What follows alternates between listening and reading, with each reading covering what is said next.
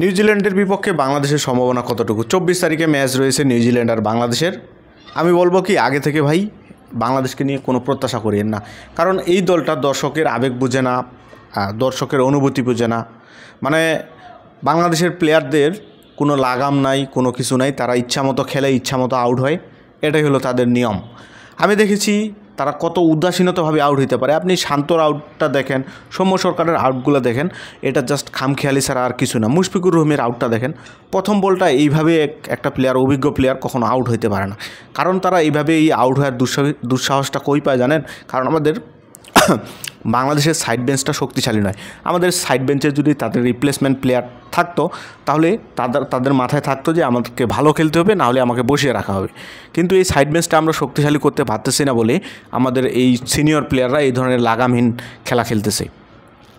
আমি বলি কি, নিউজিল্যান্ডের বিপক্ষে তাই কোনো ধরনের আশা করিয়েন না। নিউজিল্যান্ডে পাকিস্তানকে যেভাবে হারিয়েছে, উইলিয়াং যেভাবে সেঞ্চুরি করেছে, বা আমাদের গ্লেন ফিলিপস বা ডেরলি মিচেল, উইল রৌকির মতো বোলার, এছাড়া আপনার মিচেল সেন্টারের মতো স্পিনার, আপনি কেন উইলিয়ামসনের মতো ব্যাটিং, এই ব্যাটিং লাইন আপের বিরুদ্ধে বাংলাদেশে আসলে সম্ভাবনা আমি তেমন কোনো দেখতেছি না।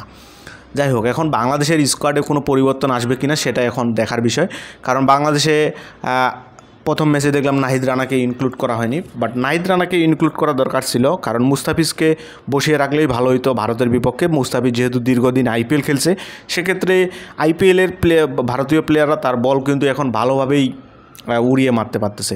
মুস্তাফিজকে দেখলাম রোহিত খুব সহজেই প্লে করতেছে, যেখানে মুস্তাফিজ আগে আনপ্লেয়েবল ডেলিভারিগুলো ছুটতো, সেখানে কিন্তু ভারতের বিপক্ষে সেই ম্যাচটাতে আমরা তেমন কোনো ডেলিভারি দেখিনি যেখানে সে প্লেয়ারগুলোকে পরাস্ত করতে পারতেছে। তো এক্ষেত্রে নাহিদ হাসান যে উদীয়মান প্লেয়ারটা, তাকে খেলানো উচিত ছিল। এবং নিউজিল্যান্ডের বিপক্ষে ম্যাচে বেশ কিছু পরিবর্তন আসবে কিনা সেটাই এখন দেখার বিষয়। আমি মনে করি শান্তকেই বাদ দেওয়া উচিত, কারণ এইরকম একটা মানে উদাসীন প্লেয়ারকে দলের ক্যাপ্টেন হিসাবে রাখার আসলে দরকার নাই বলে মনে করি। শান্তর যদিও ওডিআই রেকর্ডটা ভালো, এবং অবশ্যই লাস্ট 8-10টা ম্যাচে বা 10-15টা ম্যাচে ওডিআইতে বাংলাদেশের হয়ে সর্বোচ্চ রান সংগ্রাহক কিন্তু শান্তই, কিন্তু সে যেভাবে লাগামহীনভাবে মানে উদাসীনতা করতেছে ম্যাচগুলোতে, সেগুলো আসলে মানে অধিনায়কত্বেও এগুলো আসলে মেনে নেওয়া যায় না। তাকে বাদ দেওয়া উচিত অধিনায়কত্ব থেকে। আপনার কাছে বিষয়টা কী মনে হয় জানাবেন কমেন্টে।